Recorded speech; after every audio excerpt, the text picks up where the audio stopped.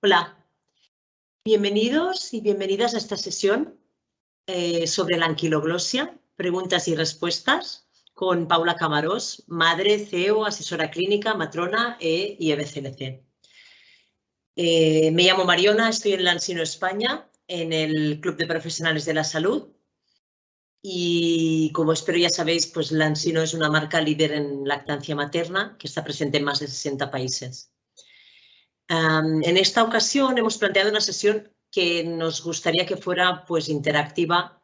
Hicimos ya una sesión sobre la anquiloglosia, pero para esta pues, contamos con las preguntas que nos podáis enviar a través del chat, que se abre en la esquina superior derecha de la pantalla. Yo las iré recibiendo y se las pasaré a Paula para que pueda contestarlas y haremos una sesión pues, más interactiva. A ver, un segundito. Hola, buenas tardes a todos y todas. Gracias por uniros al directo de hoy. Y tal y como os ha comentado Mariona, me hace especial ilusión llevar a cabo este webinar diferente porque siempre que hemos hablado sobre anquiloglosia, bueno, ha suscitado mucho revuelo, muchas dudas. Y es un tema que a mí me apasiona, que me gusta muchísimo. Yo me formé como matrona en Reino Unido y en el hospital en el que tuve la gran suerte de trabajar bastantes años antes de volver a España. Era un hospital UNICEF, un hospital IAN, con la acreditación IAN, y aparte teníamos una tongue tie clinic, como ellos llaman a la clínica de frenillos o de anquiloglosia dentro del propio hospital, en el que mi compañera Eli, que ella es matrona IBCLC, revisaba a todos los niños de manera sistemática antes de dar el alta, para asegurar que en caso de que la movilidad de la lengua estuviese restringida, pues poder darles el alta, con ya la movilidad de la lengua perfectamente establecida y la lactancia materna pues fluyendo perfectamente. Esto a mí me abrió muchísimo los ojos, me empecé a formar allí como experta en tongue tie, en anquiloglosia, y al volver a España, como ya sabéis, tengo un centro, Baby Sweet, que está en Madrid. Bueno, pues empecé a divulgar sobre este tema y cosa que al final, pues las redes es lo bueno que tienen, ¿no? Que cuando hay un tema así como novedad o un tema interesante, pues la gente pues empieza a meterse más de lleno en esto, y además en España también tenemos muy buenos profesionales actualizados en ese sector, así que fantástico. Fue por ello que a raíz de empezar a divulgar, tanto yo como otras compañeras en redes sociales, empezó a haber como mucho ruido alrededor de los frenillos cortos. Los frenillos cortos siempre han estado, siempre han existido.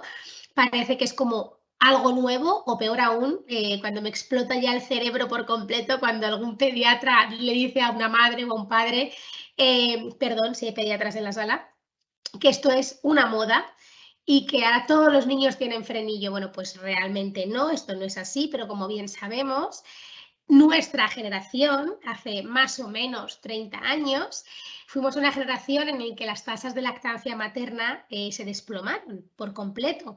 Y esto fue a raíz de empezar con la comercialización de sucedáneos, ¿no? Con poder promocionar la leche de fórmula. Que de nuevo, yo aunque soy matrona y soy BCLC, no demonizo ni las pezoneras ni la fórmula, porque hay situaciones que hay que darlas porque la situación así lo necesita.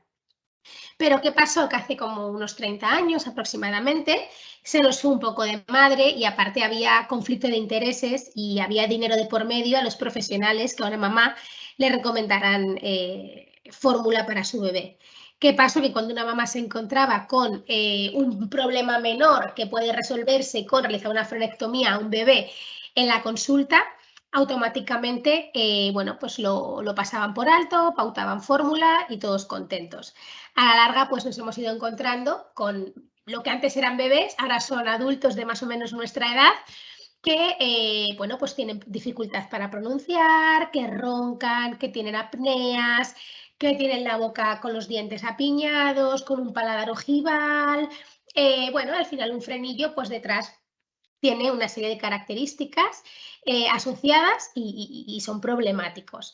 Entonces, bueno, ese es un poco el motivo por el que parece que todo el mundo tiene frenillo, pero no es así. Es que hace 30-35 años se empezó a obviar y a hablar de esto porque la solución y la cura para todos los males era darle a la madre fórmula y acallar. Y ahora que UNICEF dio un toque y dijo, oye, ya no se puede promocionar leche de fórmula, bueno, que echa la ley, echa la trampa, todos sabemos que no se promociona la leche número 1, pero se promociona la tipo 2, la de continuación, etc, etc. Y bueno, y al final no es que sea una moda, es que ahora parece que volvemos a coger las riendas de la situación, volvemos a empoderar a las mamás, volvemos a poner a la mamá en el centro, que siempre debería haber sido así, pero hace unos años se nos olvidó, y realmente cuidar de lo verdaderamente importante, que es la mamá, ese bebé y esa lactancia que es tan beneficiosa para el bebé. Entonces, bueno, a raíz de esto y de este pequeño speech por el que os introduzco y os recuerdo que no todos los bebés tienen frenillo y que no es una moda, simplemente que se dejó de hacer, sí que me gustaría abrir un poco la ronda de preguntas y respuestas para poder resolver todas las dudas que tengáis al respecto. Y bueno, si por lo que sea no habéis visto el primer webinar que impartí sobre anquiloglosia, seguro que os ayuda muchísimo, en el que hablamos de tipos de frenillo, cómo se diagnostican, cómo es el procedimiento, cuáles son las curas, cuándo se recetan los padres, cómo son los ejercicios, la rehabilitación, etc, etc. Entonces, si no lo habéis visto, podéis ver lo que está colgado en la web, en el área de profesionales. Y si lo habéis visto y tenéis dudas, pues oye, abro la ronda y empezar a preguntar. Os aviso que las preguntas llevan un poquito de retraso, entonces cuando la publiquéis a nosotros nos va a llegar unos minutos después, por lo que, bueno, no seáis tímidos, tímidas, que aquí estoy para solucionarlas o para intentarlo al menos.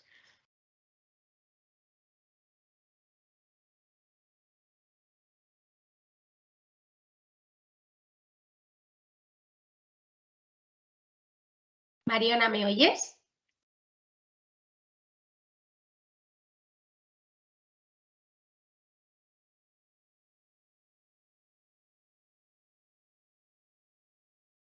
Vale, me ha pitado esto. Vale. Preguntan. Es que a mí no me sale la pregunta, Mariona. No sé si tú me la puedes leer, porque me ha pitado el ordenador, pero yo creo que por la modalidad que tengo. Sí, ¿me oye? Te ¿Me oyes? oigo, sí. Vale, pues tengo una pregunta que sería, ¿solo hay 4 tipos de frenillo o hay más? Vale, sí, efectivamente. La anquiloglosia es de 4 tipos, ¿vale? 1, 2, 3 y 4. No quiere decir que el 1 sea más grave que el 4, ni que el 4 sea más grave que el 1. Se categorizan por 1, 2, 3, 4 según el aspecto, según la función, según dónde inserten, dónde inerven. Cuando hablamos de un tipo 3, aunque todos los frenillos tienen componente submucoso, si alguien te dice es un frenillo submucoso, hará referencia a los frenillos tipo 4. ¿Qué quiere decir esto? Pues los frenillos tipo 1 son aquellos, hay mucho más detrás, pero así para tampoco poneros la cabeza como un bombo. Los tipo 1 son aquellos que están en la punta de la lengua, son muy visibles, muy característicos, muy restrictivos, muy agradecidos a la hora de hacer una frenectomía, porque esas lenguas despegan a las mil maravillas y esa restricción tan obvia en aspecto queda liberada, aunque por supuesto luego tenemos que trabajar esa funcionalidad, ¿no? Y derivar, en caso de ser necesario, pues a logopedia o a fisioterapia, aparte de rehabilitar con ejercicios en casa, que hay que enseñar a los padres, ¿vale? Los tipo 2 son algo más posteriores.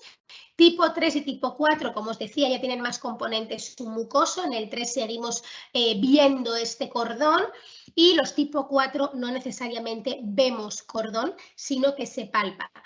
¿Todos los frenillos se ven? No. ¿Todos los frenillos se palpan? Sí. Entonces es súper importante hacer un buen diagnóstico, no solamente ver, sino tocar, y además también valorar al bebé la succión que hace, el patrón que tiene de succión, o tiene un patrón más masticatorio, cómo es el sellado, cómo pone los mofletes, que te diga la mamá también que siente con la toma. ¿Va? Entonces sería así como un poquito la diferenciación de los tipos de frenillo.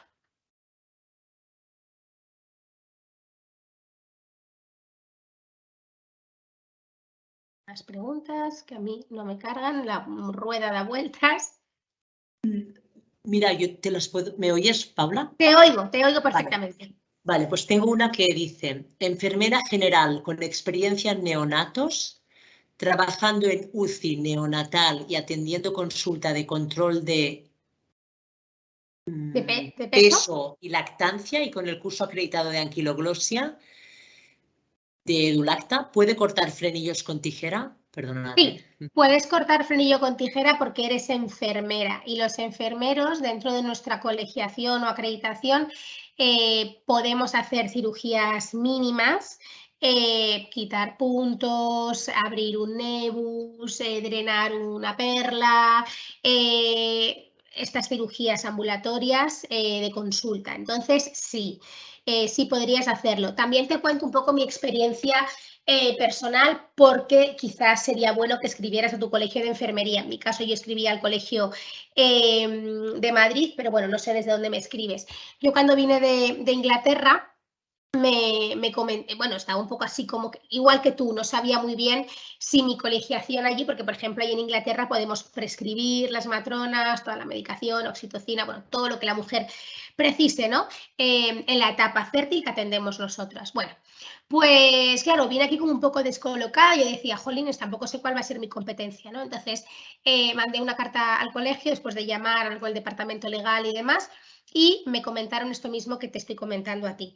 Aún así, yo ya también por un poco por mi parte dije, bueno, sí que es verdad que me gustaría acreditarme también en España, no por nada, porque por aquel entonces era Unión Europea, pero bueno, como no hay nada escrito, fue también un poco así como por cubrirme mis espaldas. Entonces, aunque sí, rotundo, puedes hacerlo. Si quieres tener algo que digas, oye, mira, aquí tengo la respuesta de mi colegio, quizás sería bueno que mandaras un email o que llamaras si pudieras ir con el departamento legal para que te lo mandaran por escrito.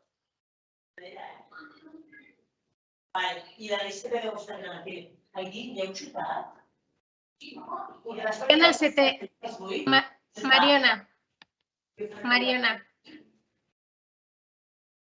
Les hamburgueses no s'hi pot...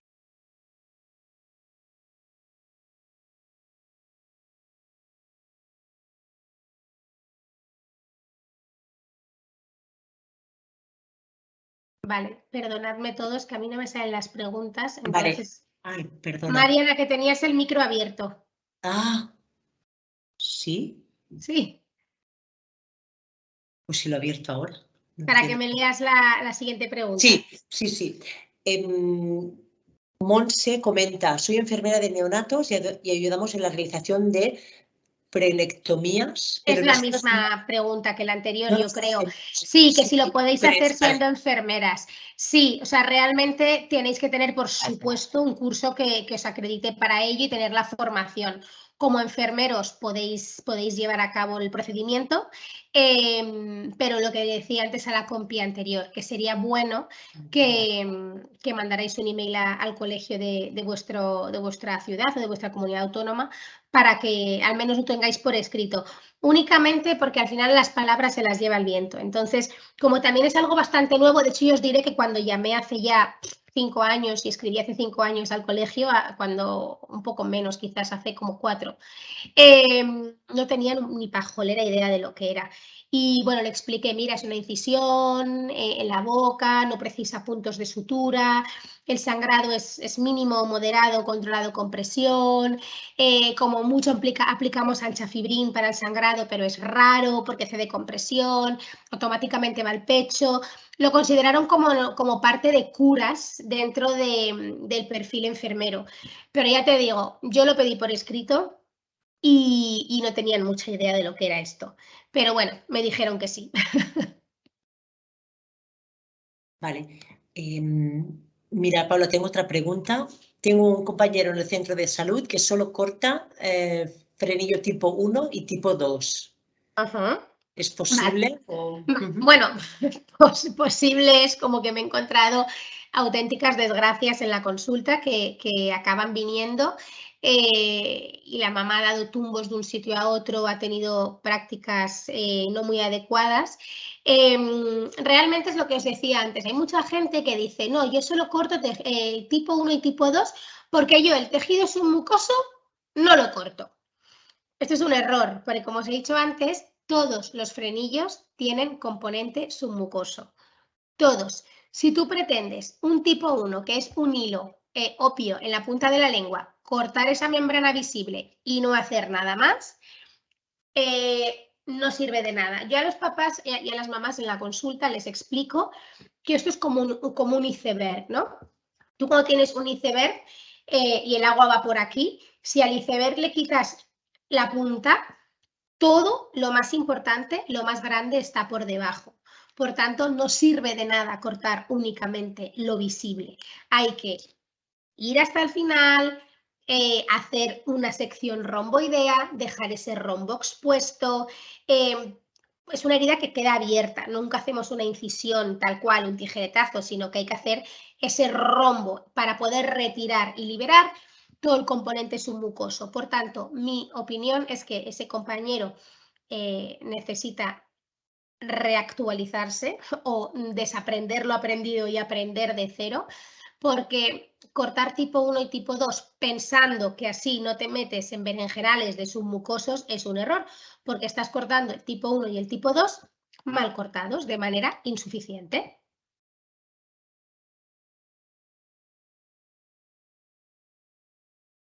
Vale. A ver, siguiente pregunta. ¿Plazos para reintervenir un frenillo con corte incompleto? Pues mira, te diría que no hay ningún plazo establecido. Es que el tema este de la anquiloglosia es bastante nuevo en el sentido de protocolos. Y os cuento un poco. Por ejemplo, con el tema de los ejercicios, ¿no? De rehabilitación.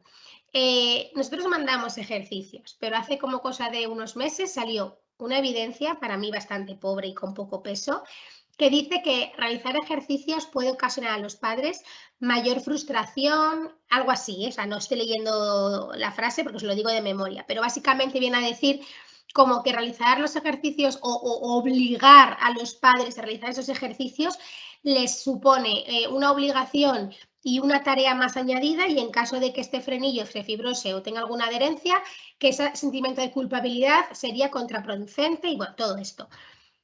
La evidencia científica es genial, es maravillosa, deberíamos trabajar todos en base a ella, pero ¿qué ocurre con la empírica, ¿no? ¿Qué ocurre con lo que los profesionales vemos en consulta día tras día?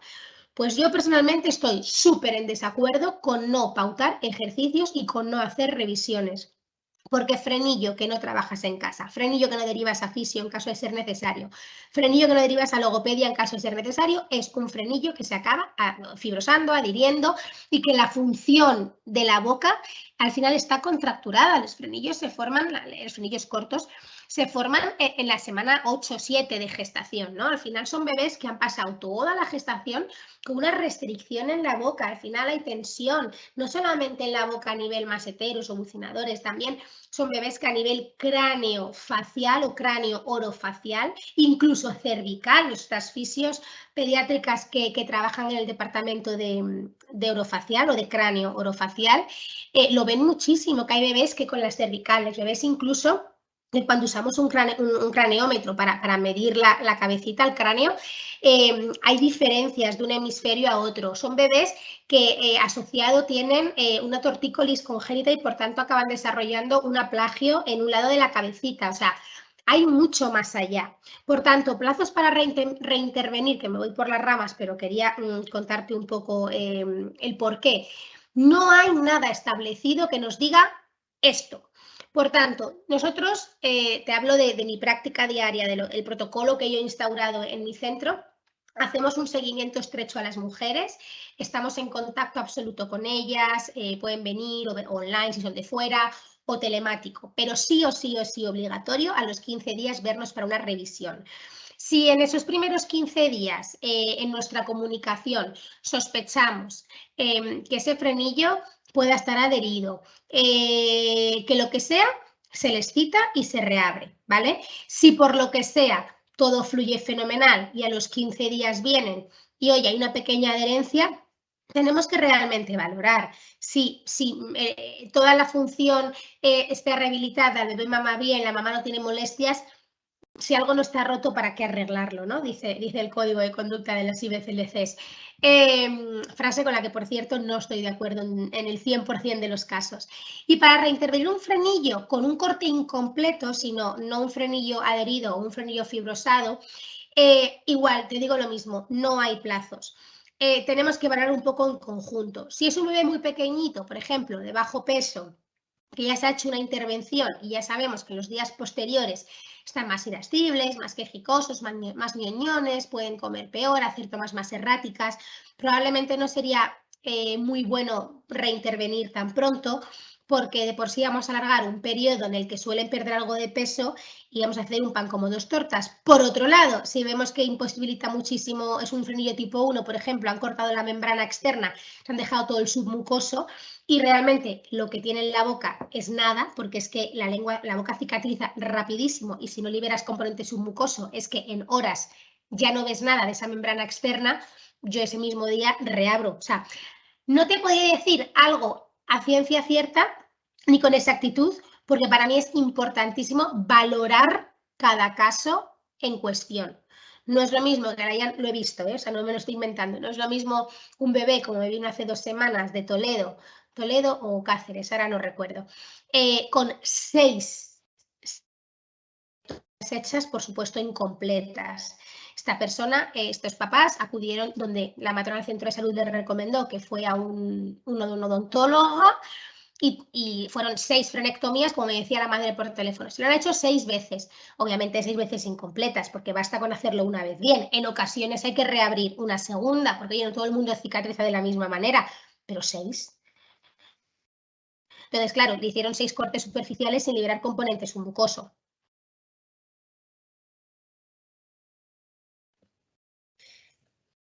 Paula, ahora aquí tengo cómo diferenciar un frenillo fibrosado de un corte incompleto y en caso de ser fibrosado, ¿qué tratamiento temprano es de elección? ¿Volver a cortar o intentar abrirlo con masaje?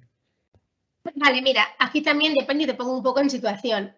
Un frenillo fibrosado o un corte incompleto, si tú no palpas, a nivel función, incluso a nivel aspecto, sin tocar, te vas a encontrar con una lengua incompetente, con una funcionalidad restringida, una madre que le sigue doliendo, una lengua que acanala, una lengua que no sella, etc, etc.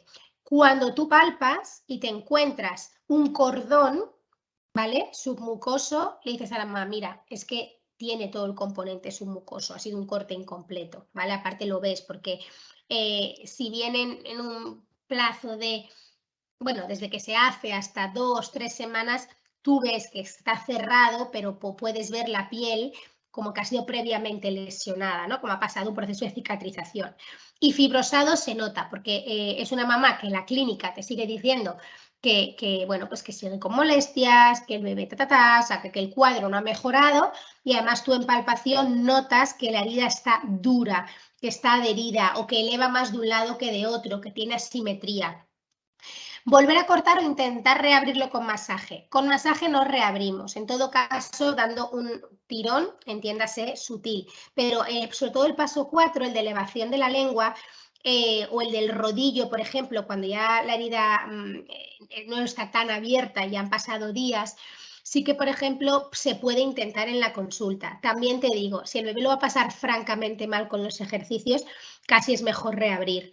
En el caso de reabrir, también, o reabrir o abrir por primera vez, igual que os decía antes, no hay ninguna evidencia contundente, muchos papás dicen, ¿ponéis anestesia? Nosotros, por ejemplo, en Baby Sweet sí, es una anestesia local, es un spray, pero hay muchos papás que prefieren no ponerlo, entonces es un poco a elección de ellos. Nosotros sí que lo ofrecemos, también es algo reciente, quiere decir que un centro, un profesional que no lo ponga lo hace peor. Yo, por ejemplo, no me metería en que lo haces peor o lo haces mejor o lo haces por hacerle al niño ocasionarle algún mal. No, o sea, mi opinión personal es que no veo mucha diferencia en cuanto al llanto, porque al final es el único medidor que un bebé de 3, 4, 5, 15, 80 días me puede dar el llanto, porque ninguno me va a hablar y me lo va a decir. No veo diferencia entre los 9 de cada 10 a los que les pongo anestesia y el 1 de cada 10 que los papás deciden no ponerlo, porque al final el consentimiento ellos leen que puede sangrar un poquito más y prefieren, lo ponen en su balanza y deciden no lo pongo porque puede sangrar más, aunque bueno, realmente tampoco es un sangrado, ninguna hemorragia. Ojalá si sigamos por muchos años más. Entonces, ¿hay alguna evidencia contundente? No, pero a lo mejor alguien te dice, bueno, es que claro, van a sufrir y si se le puede aliviar el sufrimiento, por supuesto, todo lo que sea aliviarles dolor y sufrimiento a los peques, bienvenido sea. En mi práctica diaria yo no noto mucha diferencia, porque al final los bebés, por mucho que tú les pongas lido, al final le inmovilizas, le sujetas, le abres la boca en contra de su voluntad, le untas con un bastoncillo la membrana, esperas, el bebé llora, lo calma su mamá o su papá, otra vez, al par de minutos, le vuelves a tumbar, entonces al fin y al cabo lloran también por el procedimiento en sí. Y como os decía, como tampoco os puedo decir, porque a ningún bebé me lo ha dicho, si les duele más o les duele menos, mi amor, estoy en clase, fuera de aquí. Mi amor, estoy en clase. Perdonadme.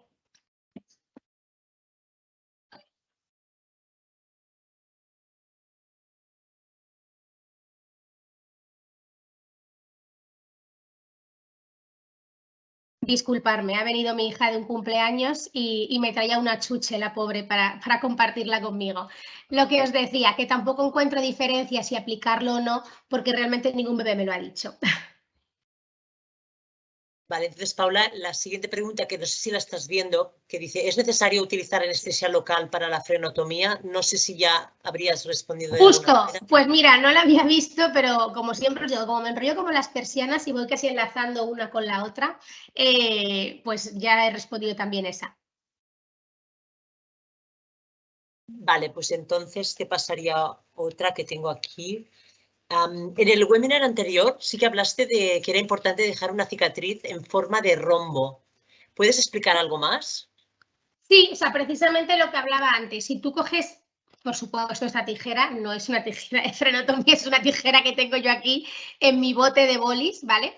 Pero sí, nos limitamos a hacer un corte. Voy a coger, fijaros, voy a coger de aquí, que me toma una infusión, para que lo visualicéis. Si nos limitamos a hacer un corte al frenillo, tal que así, en cuanto la lengua apoya y sobre todo la boca, que es un lugar húmedo y caliente y cicatriza todo rapidísimo, y lo habréis comprobado cuando cuando os mordéis o tenéis una llaga, no serviría de nada. Y aparte, con un corte tal que así, no podemos liberar componente submucoso. Por tanto, tenemos que dejar un rombo expuesto para poder liberar todo ese componente submucoso, sumado a que además este rombo, cuando mandamos ejercicios para hacer en casa, uno de ellos, que consiste en la elevación, conseguimos que el rombo vaya flexibilizando y elastificando, como yo digo a los papás, y convertir más en diamante. Al convertirlo en más elástico y en más vertical, conseguimos que cicatrice en vertical y que evitamos, no podemos reducir al 100%, pero intentamos evitar esas adherencias. Vale.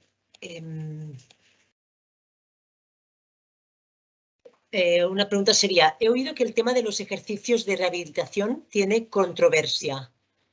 ¿Tú recomendarías hacerlos o no? Pues mira, justamente he hablado de eso también en una de las preguntas que os la he enlazado.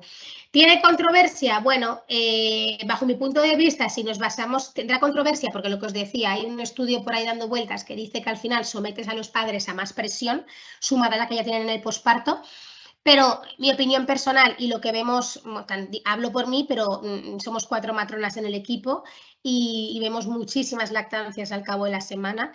Y todas coincidimos en lo mismo. Un frenillo que no rehabilitas, un frenillo que no trabajas, es carne de cañón para que se adhiera y para que no sirva de nada lo que hemos hecho. O sea, al final yo a los papás le digo, ven a consulta y hace una frenectomía, no es una varita mágica. O sea, yo no cojo la tijera y hago magia, no. O sea, realmente una frenectomía sin un agarre corregido no sirve de nada, una frenectomía sin un agarre corregido y unos padres que hagan ejercicio no sirve. O sea, es un trabajo multidisciplinar en equipo. Con el tema de la anestesia, Paula.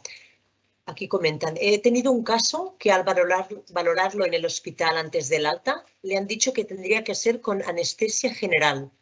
¿Es preciso en algún tipo de frenillo?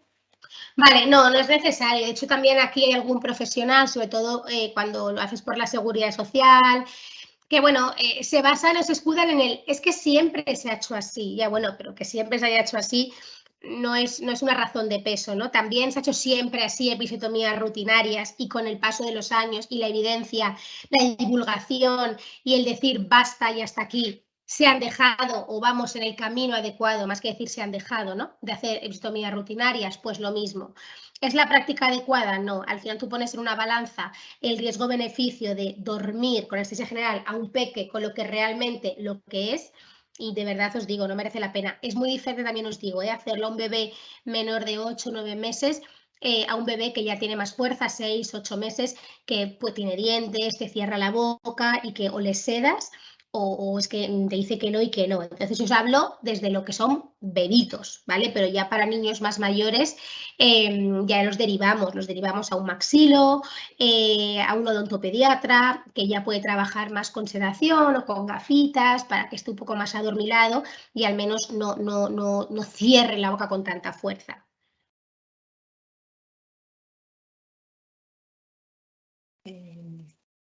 ¿Qué pasa cuando no vemos el frenillo, pero tenemos claro que el niño no hace buen sellado y la lengua no se mueve bien? Como os decía antes, que no todos los frenillos se ven, pero sí todos los frenillos se palpan. Entonces, si tú a simple vista no estás viendo una restricción en aspecto, pero la función sí que la ves que te puntúa, y digo que te puntúa porque hay escalas, por ejemplo la de Heiselbecken, que puntúa aspecto y función, ¿vale? Tú palpas la boca y cuando palpas te das cuenta, o cuando ves el sellado, ves que el bebé no sella, que cuando eleva la lengua no eleva en bloque, que la eleva haciendo una cuchara, o sea, al final son muchas cosas, por tanto, no nos podemos dejar guiar porque no lo veo, hay que palparlo.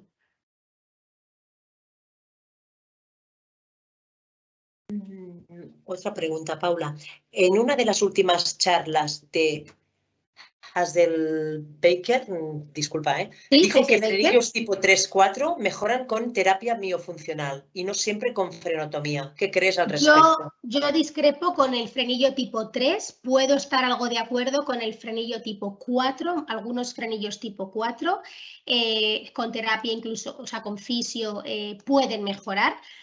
Mi auditoría interna, y esto ya son datos míos que no van a ningún sitio porque no están publicados a nivel científico, pero sí que pues, vemos muchísimas lactancias y haremos muchas frenectomías al mes porque al final tenemos nuestros pacientes más todos los derivados.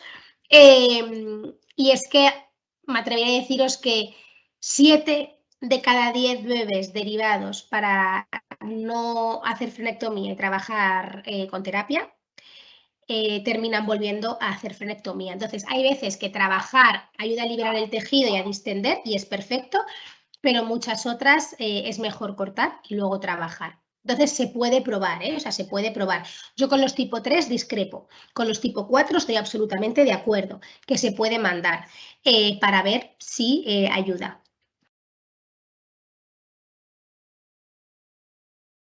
Vale.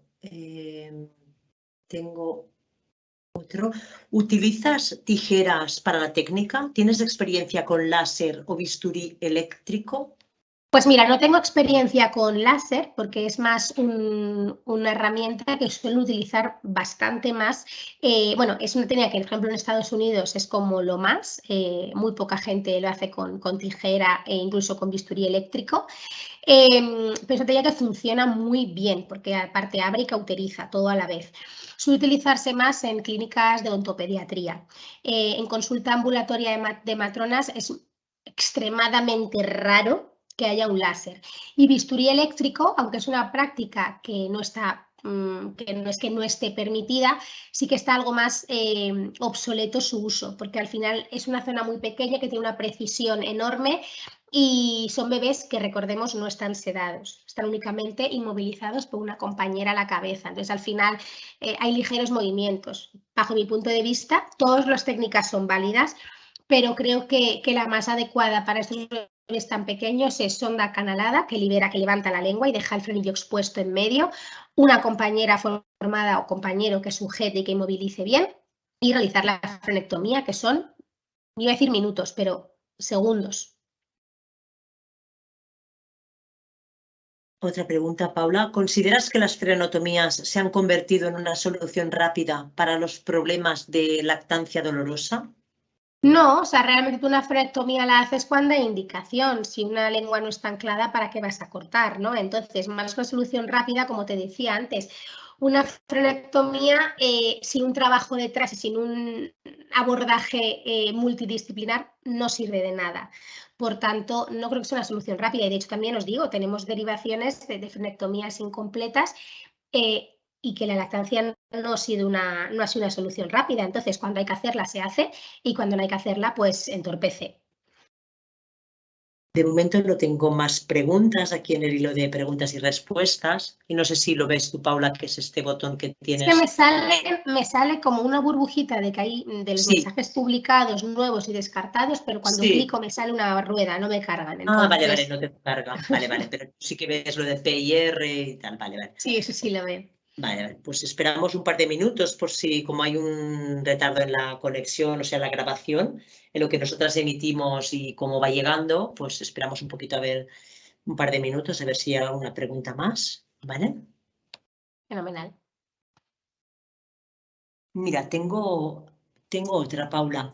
Uh-huh. Clínicas de odontopediatría recomendables en Madrid y asimismo clínicas de fisioterapeutas actualizadas en anquiloglosia también en Madrid. Vale, yo realmente en cuanto a odontopediatría recomiendo lo que yo conozco personalmente, porque conozco personalmente a la odontóloga y sé que trabaja muy bien. Seguro que habrá muchísimas más, pero os hablo de lo que yo sé y lo derivo cuando son bebés más mayores a Prieto y Serrano, en concreto a una odontóloga que se llama Mercedes Viñas y trabaja en el de las tablas.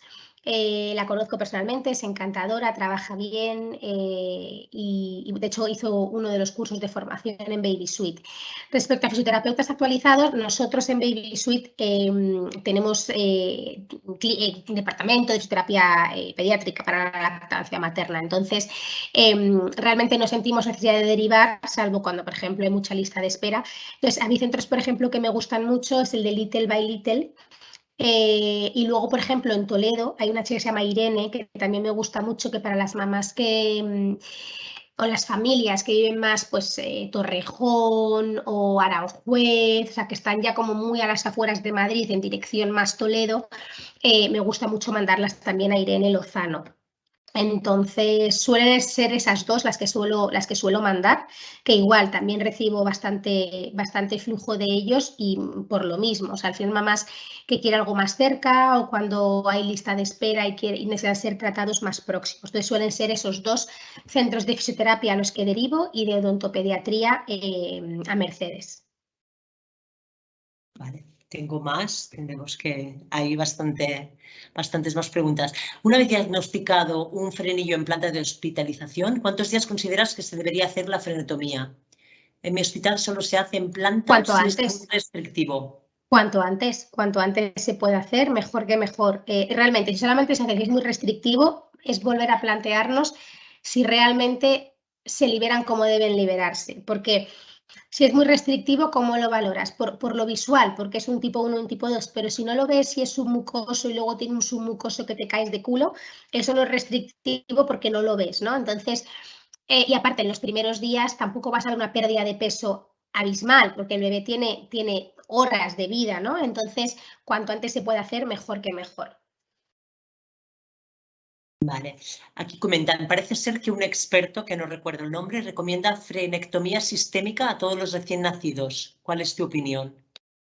Pues no lo he oído en mi vida, no conozco a este experto. Mi opinión es lo que os decía antes, si algo no está roto, ¿para qué vas a arreglarlo? O sea, hay muchos bebés que no tienen anquiloglosia, que maman estupendamente, que vas a liberar, que vas a cortar, vas a hacerle una herida por hacer. ¿Y dónde recomendarías hacer formaciones? Comentan, en España son muy escasas, sobre todo presenciales. A mí, por ejemplo, me gusta mucho un chico que se llama Marcos, con matrices, que él aparte le conozco porque él venía a Baby Suite, alquilaba nuestro espacio para poder formar a matronas, a fisios y demás. Entonces, igual te hablo de lo que conozco personalmente y Marcos es encantador. ¿Y clínicas especialistas en frenectomía en Barcelona?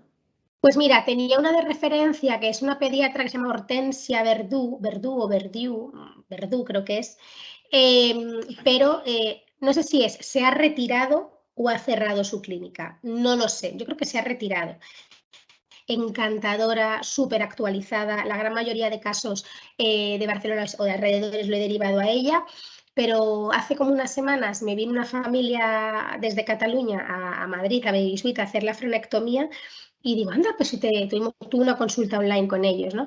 Y le dije, pero si te derivé a Hortensia, mi hijo, sí, pero es que he llamado y creo que mi hijo se ha retirado. Ahora no sé si se ha retirado o ha cerrado la consulta, pero vamos, que no está disponible. Así que no te puedo decir a nadie más en Barcelona porque hasta la fecha no he investigado y tampoco he conseguido. Una cosa es investigar y otra cosa es conocer a la persona de cerca para saber cómo trabaja y saber que a quien derivas es un buen profesional.